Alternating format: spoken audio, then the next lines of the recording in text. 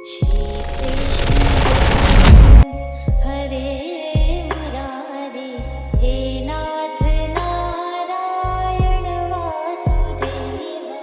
श्री कृष्ण गोविंद हरे मुरारी, हे नाथ नारायण वासुदेव। पितु मात स्वामी सखा हमारे, पितु मात स्वामी सखा हमारे, हे नाथ नारायण वासुदेव। श्री कृष्ण गोविंद हरे मुरारी, हे नाथ नारायण वासुदेव। ठाकुर हमारे प्राणों से प्यारे, तुम हो हमारे। आज मैं आपको श्री कृष्ण की नगरी मथुरा में ले चलता हूं, जहां के हर एक पेड़ पौधे पशु पंछी में श्री कृष्ण और किशोरी जी का वास है। यहां की धरती में एक अलग प्रकार की ऊर्जा है जो सबको एक साथ जोड़ देती है, जैसे कि इस धरती से बहुत पुराना संबंध रहा हो। यहां पर आने से एक अलग प्रकार की ऊर्जा का अनुभव होता है और इस नगरी को श्री कृष्ण का दिल भी कहा जाता है। तो आइए ले चलते हैं आपको मथुरा में, वृंदावन में। मथुरा जाने के लिए हमें लगभग 114 किलोमीटर की दूरी तय करनी थी, क्योंकि हमें फरीदाबाद ओल्ड से मथुरा की तरफ जाना था। तभी अचानक दिमाग में आया कि मथुरा रहने वाले दोस्तों से कुछ वहाँ की इन्फॉर्मेशन ली जाए कि क्या व्यवस्था रहेगी वहाँ की और कैसी व्यवस्था रहेगी। तभी हमने फ़ोन उठाया और लगा दिया अपने दोस्त को, जो मथुरा में रहता है। हेलो हेलो, कहाँ है तू? हम तो कहीं नहीं है, बता। कहाँ रहता है अभी? मैं तो इधर रहता हूँ, गोकुल। मैं आ रहा था इसलिए सोचा कि तू दिखाएगा बताएगा। कहाँ आ रहा था पता? वही आऊंगा मैं, वृंदावन। अच्छा, अकेला ही जा रहा है क्या? दोनों भाई बाइक से आ रहे हैं। अच्छा, बाइक से आ रहे हो। और बता, तो इतनी लेट क्यों निकला है अब तू? क्यों? अब 12 बजे मंदिर बंद हो जाते हैं सारे, फिर 4 बजे खोलेंगे।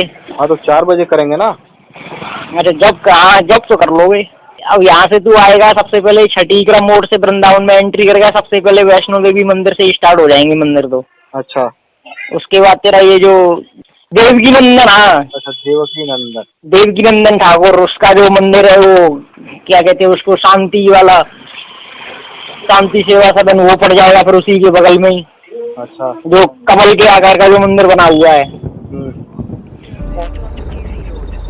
ये सफ़र इतना आसान नहीं था, क्योंकि हमें फरीदाबाद से मथुरा की दूरी तय करनी थी। तो चल पड़े अपनी मंजिल की तरफ। जैसे जैसे हम आगे बढ़ रहे थे, हमारा मन उत्साह से भर रहा था कि वहाँ क्या हमें देखने को मिलेगा, कैसा रास्ता होगा, कैसा सफ़र होगा, क्योंकि हमें 2.5 घंटा का रास्ता तय करना था, जो कि बाइक से थका देने वाला रास्ता था।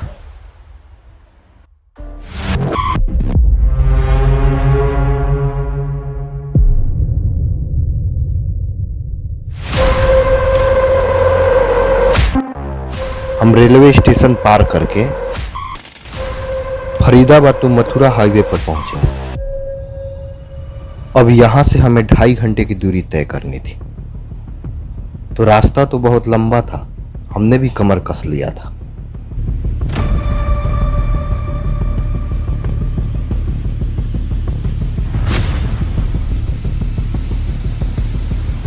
मथुरा की तरफ आगे बढ़ते बढ़ते हमें एक बेहद विशाल भोलेनाथ के मूर्ति का दर्शन हुआ, जो बेहद विशाल और बड़ा ही मनमोहक था।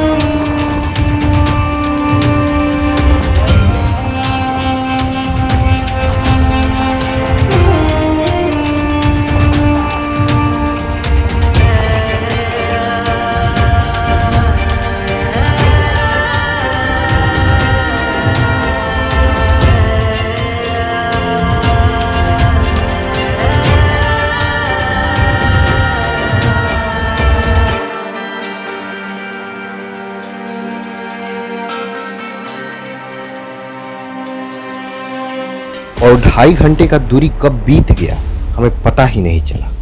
जैसे ही हम लोग 2.5 घंटे का दूरी तय करके वृंदावन में प्रवेश किए, वैसे ही हमारा मन गदगद हो गया और मन में भक्ति का प्रवाह होने लगा।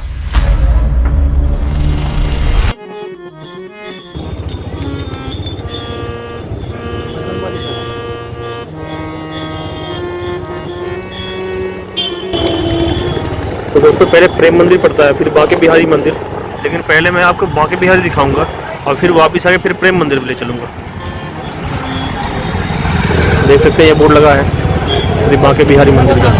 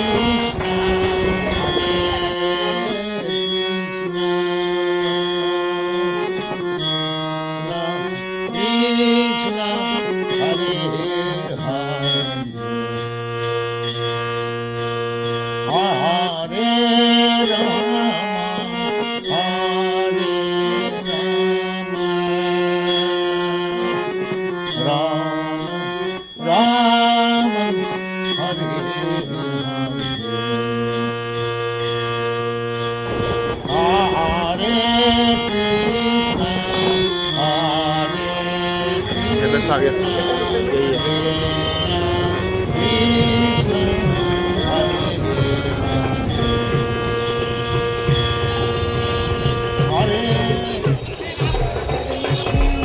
वृंदावन भारत के उत्तर प्रदेश राज्य के मथुरा जिले में स्थित एक महत्वपूर्ण धार्मिक व ऐतिहासिक नगर है। वृंदावन भगवान श्री कृष्ण के लीला से जुड़ा हुआ है। यह स्थान श्री कृष्ण के कुछ अलौकिक बाल लीलाओं का केंद्र माना जाता है। यहाँ विशाल संख्या में श्री कृष्ण और राधा रानी के मंदिर हैं। बांके बिहारी जी का मंदिर, श्री गरुड़ गोविंद जी का मंदिर व राधा बल्लभ लाल जी का, था श्री पर्यावरण बिहारी जी का मंदिर बड़े प्राचीन है, लेकिन हम यहाँ 2 ही मंदिर घूम पाए।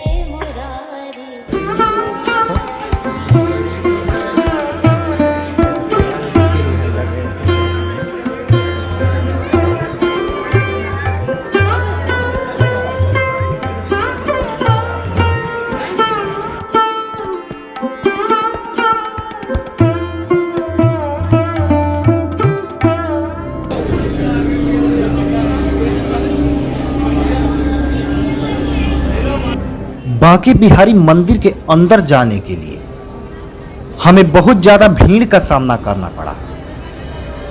भक्तों का इतना भारी भीड़ हैरान कर देने वाली थी। लेकिन बांके बिहारी मंदिर एक अद्भुत मंदिर है।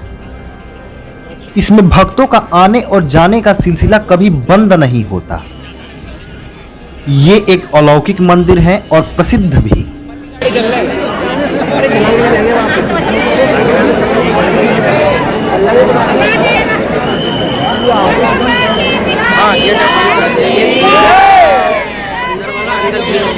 आपकी जानकारी के लिए बता दें कि बांके बिहारी मंदिर में कई अनेक रहस्य हैं, जैसे कि वर्ष में केवल एक दिन मंगल आरती होना, वर्ष में सिर्फ एक बार भगवान बांके बिहारी जी के चरणों के दर्शन होना, इनके अलावा साल में केवल एक बार बंसी और मुकुट धारण करना। मान्यता के अनुसार साधक जो बांके बिहारी जी से मनोकामनाएं मांगते हैं वह पूरी होती है। श्री राधा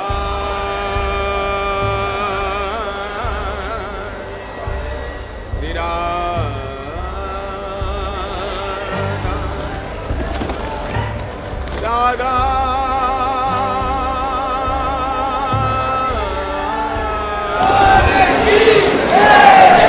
ठाकुर जी का फोटो ना खींचे।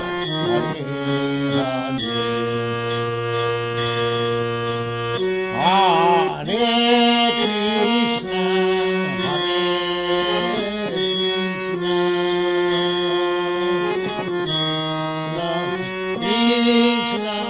बांके बिहारी जी का दर्शन करके हम निकल पड़े प्रेम मंदिर की तरफ, क्योंकि हमने सुना था कि प्रेम मंदिर में शाम 7 बजे के बाद लाइटों का कलर बदलते रहता है। 7 बजे के बाद मंदिर का दृश्य कुछ अलग ही होता है। इसलिए अलग होता है क्योंकि वहां पे मंदिर पर पड़ने वाले लाइटों का कलर हमेशा बदलते रहता है।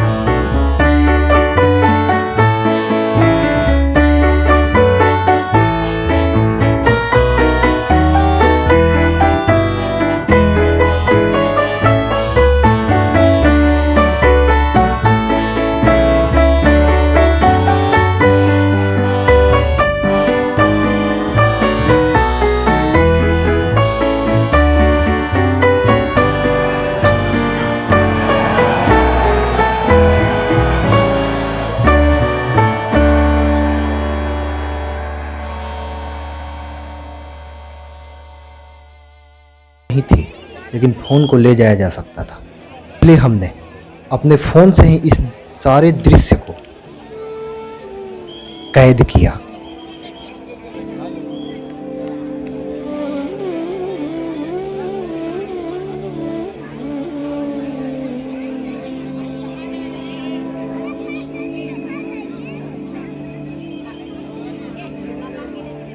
यहाँ पर बगीचों का दृश्य दिखाया गया है, जिसमें राधा कृष्ण संग गोपियों को दिखाया गया है।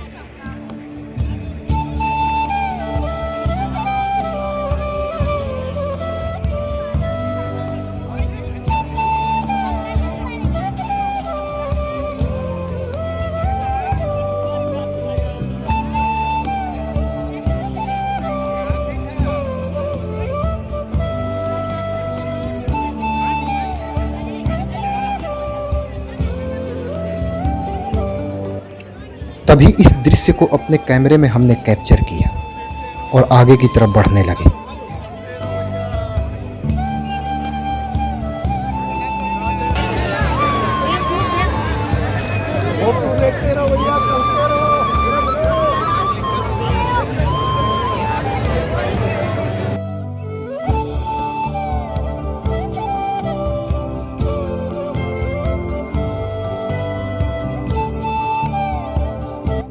भीड़ के साथ जैसे ही हम लोग धीरे धीरे आगे की तरफ बढ़े तो आगे की तरफ हमें श्री कृष्ण के साथ गैयन को दिखाया गया है, जो जंगल में घूम रही है, और श्री कृष्ण जी पेड़ के पास खड़े होकर बांसुरी को बजाए जा रहे हैं। सच में मनमोहक दृश्य है, देखने लायक।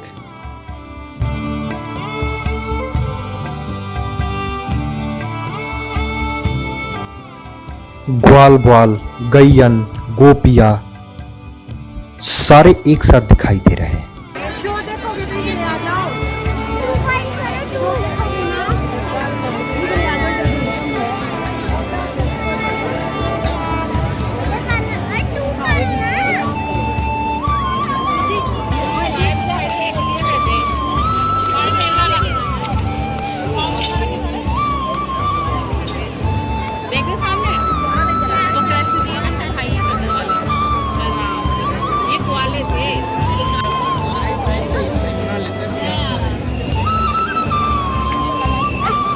आई देखो बेटा।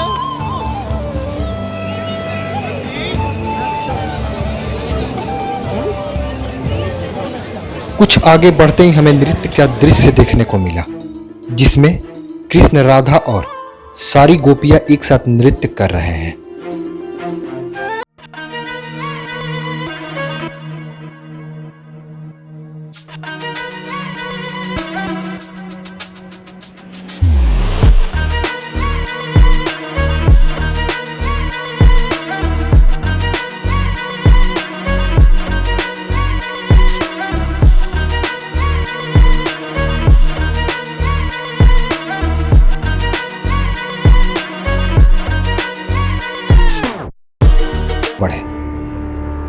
तभी हमें एक महाकाल का शिवलिंग दिखाई दिया जो हमारे भोलेनाथ है। महाकाल का शिवलिंग जिस जगह स्थापित की गई थी, सच में उस जगह का चुनाव बहुत ही शोभनीय था।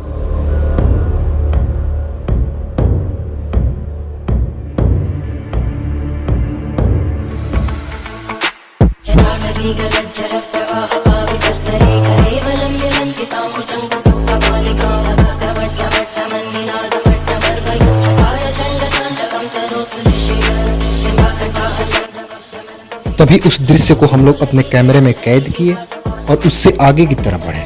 जैसे ही हम आगे की तरफ बढ़े, हमें इंद्र के घमंड तोड़ने और ग्वाल को इंद्र के क्रोध से बचने के लिए उठाए गए श्री कृष्ण द्वारा अपने उंगलियों पर पत्थर का दृश्य दिखाई देता है, जो अति मनमोहक दिखाई देता है, जिसमें पत्थर के ऊपर से बहती हुई झरना का दृश्य दिखाई दे रहा है और उस पत्थर के नीचे सारे ग्वाल गोपियां और पूरे मथुरावासी दिखाई दे रहे हैं। तभी हमने इस चित्रों को अपने कैमरे में फिल्माने लगे।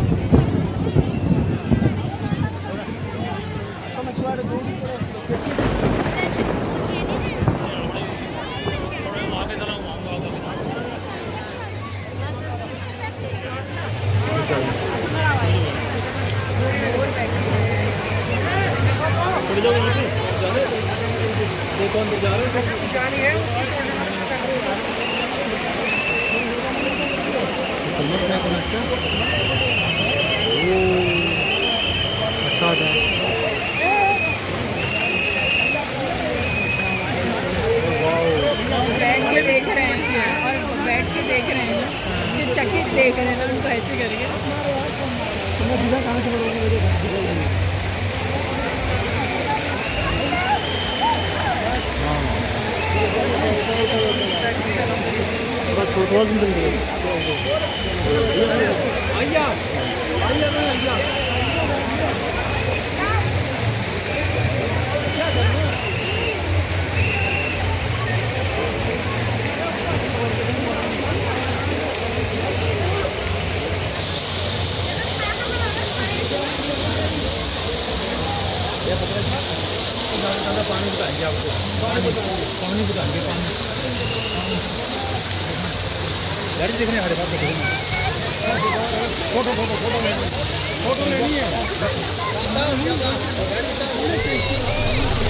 तभी हमने अपना कदम अंदर की तरफ बढ़ाया। हम लोग भक्तों के साथ धीरे धीरे मंदिर के अंदर प्रवेश करने लगे।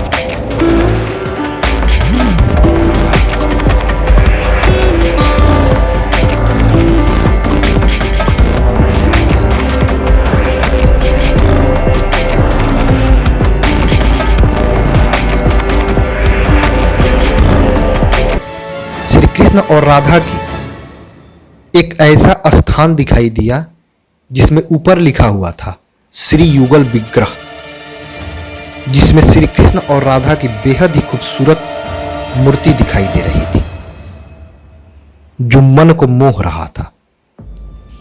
चलिए आपको बताते हैं कि युगल विग्रह का मतलब क्या होता है। युगल विग्रह का मतलब श्री कृष्ण और राधा का दुराव है, जिसको यहां पे दर्शाया गया है।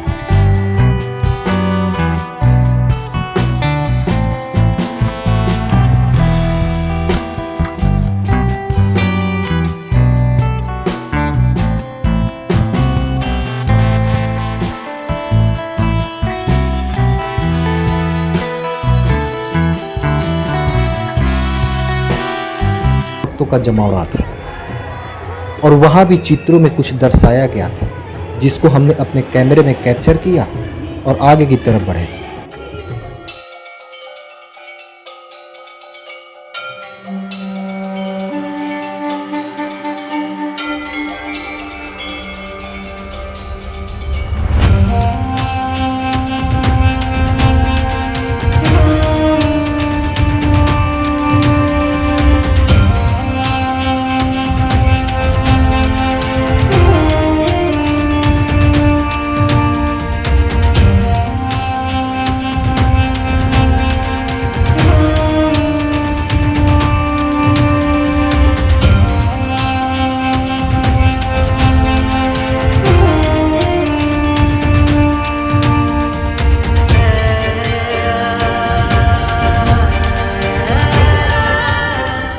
जैसे ही हम आगे की तरफ बढ़े, वहां पर एक और स्थान दिखाई दिया जिसमें लिखा हुआ था श्री युगल विग्रह।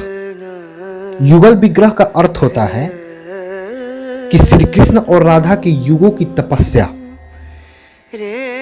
और यहां भी श्री कृष्ण और राधा की जो चित्र थी अति मनमोहक थी, और यहां से हम दर्शन करके आगे की तरफ बढ़े।